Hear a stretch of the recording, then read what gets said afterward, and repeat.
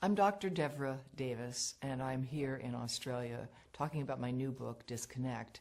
I'm an epidemiologist and a toxicologist, a fellow of the American College of Epidemiology and formerly the American College of Toxicology.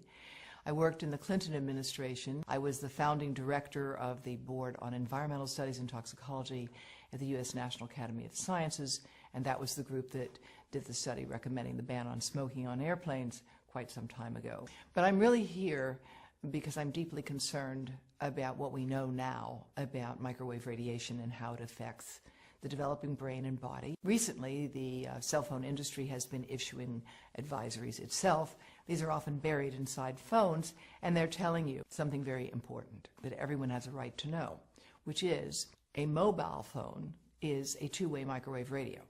It's never been tested for safety for long-term use, and because of that, Telstra has now begun to issue advice about using a headset, using a speakerphone. In America, Consumer Reports, a respected publication, has recently recommended that no one keep a mobile phone in their pocket. And that's because if phones were tested in the pocket, the levels of radiation from those phones would exceed the safety guidelines that are currently operating. Brain cancer actually is more than 200 different types of diseases. 200 different types. And it's a terrible disease. Most people don't survive it. Their lives are shortened by it. What we know about it is that ionizing radiation causes it. And we know that from studies of people who got heavy doses of X-rays for treatment for something and then went on to develop brain cancer 30, 40, or 50 years later. Studies have been done that have looked at what happens to neural stem cells, baby stem cells, brain cells, when you expose them to mobile phone radiation. And what those studies find is that if you expose those cells, you can look at their membranes, and you find the membranes are weakening and opening.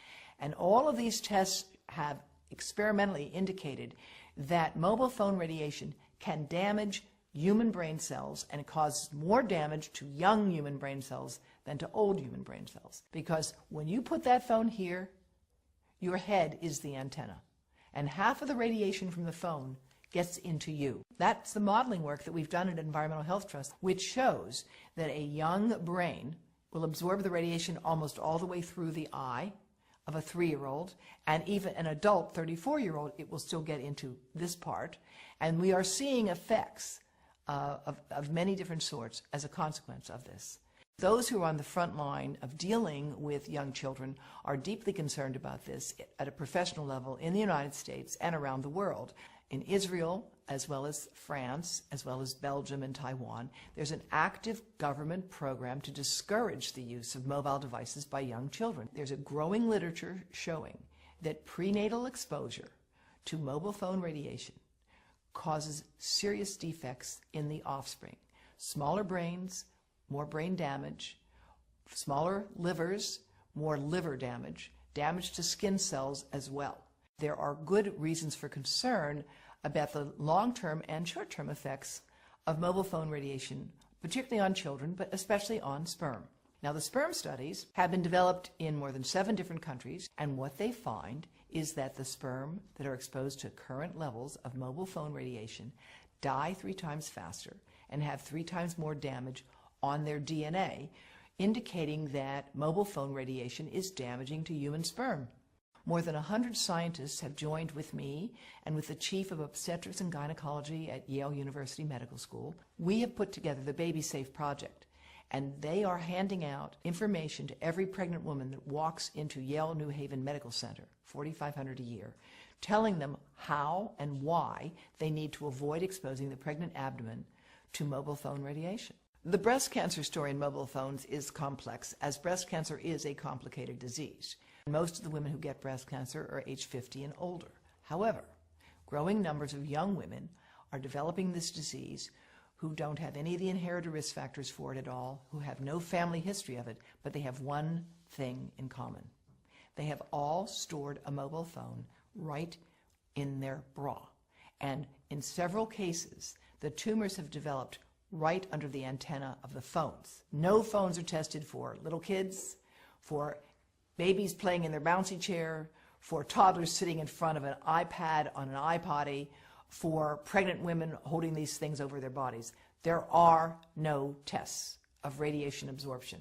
That's why we at Environmental Health Trust are doing that modeling now, and we would like to work, of course, with industry to further validate our models. But it's really critically important that we do this research, that we train people in this field, and that in the meantime, we join with other countries around the world, giving people safety information. You have a right to know that that mobile phone is a two-way microwave radio and should not be kept close to your testicles or your ovaries or your heart or your brain. And where we are with this issue today is where we were with cars and seatbelts. Australia has led the world in requiring seatbelts. It is leading the world with respect to handguns, and it can lead the world with respect to the right to know about mobile phone radiation.